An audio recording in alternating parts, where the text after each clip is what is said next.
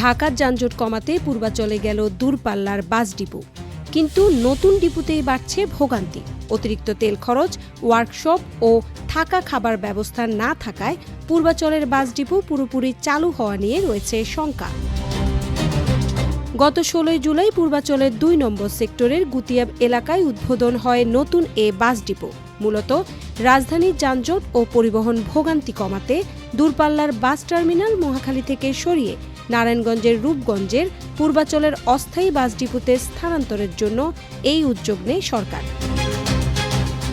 রাজুকের প্রায় 7 একর 13 শতক জমি সহ নির্ধারিত এলাকায় ডিপো বাস্তবায়নের কাজ চলছে। তবে নির্মাণ কাজ এখনও চলমান থাকায় নানা সংকটে পড়ছেন পরিবহন সংশ্লিষ্টরা।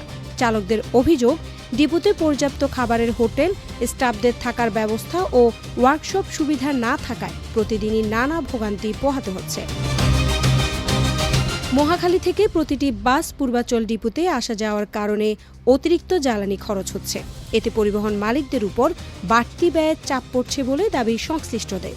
শুধু তাই নয়, বাসে যান্ত্রিক ত্রুটি দেখা দিলে কাছাকাছি কোনো ওয়ার্কশপ না থাকায় দূরে নিয়ে মেরামত করতে হচ্ছে। এতে সময় ও খরচ দুটোই বাড়ছে। এদিকে ডিপোর নির্মাণ কাজ চলমান থাকায় নির্ধারিত জায়গার বাইরে সড়কে বাস রাখতে হচ্ছে বলেও অভিযোগ চালকদের। উত্তরবঙ্গ থেকে আইসে মহাখালী যাত্রী নামায় আবার আসো পূর্বাচল, আবার এখান থেকে থাইকে আবার সন্ধ্যার দিক চলে যাও মহাখালী যায়, ওইখান থেকে আবার যাত্রী না যা লাগে উত্তরবঙ্গে।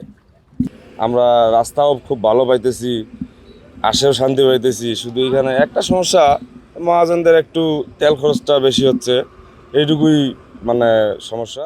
তবে বাস ডিপোকে ঘিরে আসার কথাও বলছেন স্থানীয়রা। তাদের মতে ডিপোটি পুরোপুরি চালু হলে পরিবহন, খাবারের হোটেল, ওয়ার্কশপ সহ বিভিন্ন খাতে কর্মসংস্থানের সুযোগ তৈরি হবে। পরিবহন সংশ্লিষ্টদের দাবি, ডিপোটি পুরোপুরি কার্যকর করতে হলে অতিরিক্ত তেল খরচ, খাবার থাকার ব্যবস্থা ও ওয়ার্কশপ সংকট দ্রুত সমাধান করতে হবে। না হলে নতুন এই ডিপোতে বাস নিতে চালক মালিকদের আগ্রহ আরও কমতে পারে। সংশ্লিষ্টরা বলছেন, এসব সমস্যা দ্রুত সমাধান করে ডিপোটিকে পূর্ণাঙ্গভাবে চালু করা গেলে একদিকে যেমন ঢাকার যানজট কমবে, অন্যদিকে তৈরি হবে স্থানীয় কর্মসংস্থানের সুযোগ।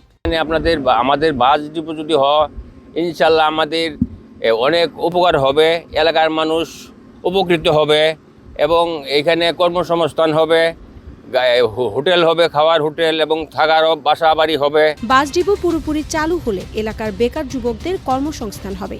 এখানে নতুন নতুন দোকান ও খাবারের হোটেলও গড়ে উঠবে। পাশাপাশি সহজেই ঢাকার সঙ্গে যোগাযোগ করা যাবে।